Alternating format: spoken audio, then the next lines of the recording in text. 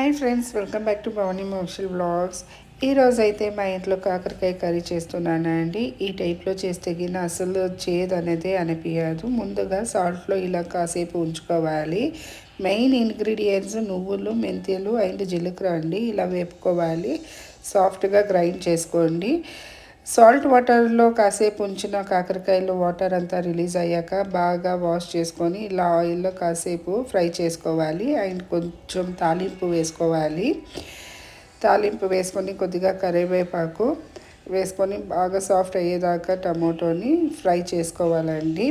కాకరకాయ చాలా హెల్త్కి మంచిది. అండ్ వీక్లీ వన్స్ మీరు ఇలా ట్రై చేసి తినండి, చాలా బాగుంటుంది.